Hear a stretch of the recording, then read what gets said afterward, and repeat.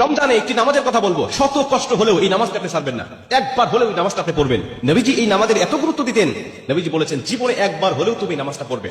এই হাদিসটি ইবনে মাজাহ শরীফের, তিরমিজি শরীফের এবং আবু দাউদ শরীফের 1297 নম্বর হাদিসের মধ্যে এই হাদিসটা বর্ণনা হয়েছে এই নামাজের কথা। নবীজি তার চাচা আব্বাস রাদিয়াল্লাহু তাআলা আনহুকে ডাক দিয়ে বলেন, চাচা আমি আপনাকে এমন একটি নামাজের কথা বলছি, এই নামাজটা আপনি প্রতিদিন একবার হলেও আপনি আদায় করবেন।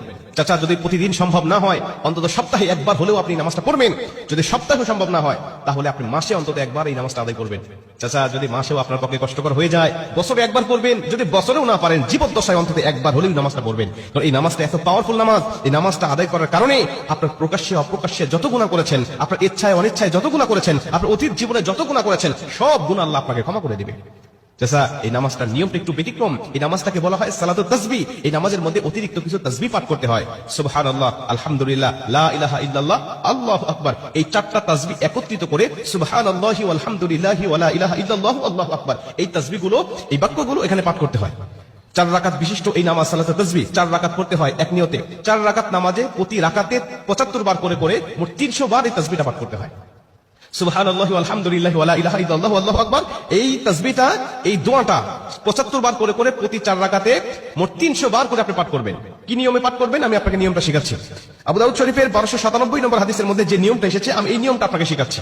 আমাদের সমাজে আরেক বেশ কিছু মানুষ বেশ কিছু নিয়ম বলে, কিন্তু আমি আপনাকে হাদিস থেকে সরাসরি নিয়মটা জানাচ্ছি। এটা আপনি রেকর্ড করে নেন, খাতা কলম থাকলে লিখে নেন। প্রয়োজনে এটা যত সোশ্যাল মিডিয়াতে যাবে, ফেসবুক ইউটিউবে যাবে, এটা আপনি সেভ করে নিজ আইডিতে শেয়ার করে রেখে দিবেন, যাতে আপনিও শিখতে পারেন, অন্য মানুষকে শেখাতে পারেন। আপনার শেখানোর কারণে কেউ যদি নামাজটা আদায় করতে পারে, ও যে সওয়াব অর্জন করবে, সওয়াবের একটা অংশ আল্লাহ আপনার আমলনামায়ও দান করবে। এজন্য এগুলো মানুষের কাছে ছড়িয়ে দিবেন যত সম্ভব হয়।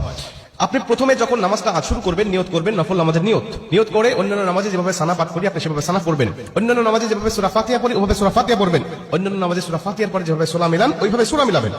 সূরা মিলানোর পরে রুকুতে যাওয়ার আগে দাঁড়ানো অবস্থায় আপনি 15 বার এই তাসবিহটা পাঠ করবেন। সুবহানাল্লাহি ওয়াল হামদুলিল্লাহি ওয়া লা ইলাহা ইল্লাল্লাহু আল্লাহু আকবার। এই তাসবিহটা পাঠ করলেন 15 বার।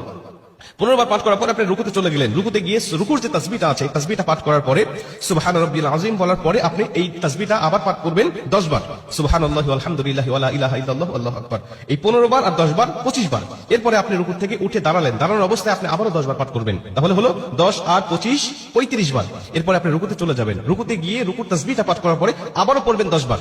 এই হলো 35 আর 10 45 বার। এরপরে আপনি রুকু থেকে আবার উঠে বসে পড়লেন। বসার পরে আপনি আবার পড়বেন 10 বার। 45 আর 10 55 বার। এরপরে আপনি আবার রুকুতে চলে যাবেন। রুকুতে গিয়ে রুকুর তাসবিহ পাঠ করার পরে আবার পড়বেন 10 বার। এই হলো 10 আর 55 65 বার। এরপরে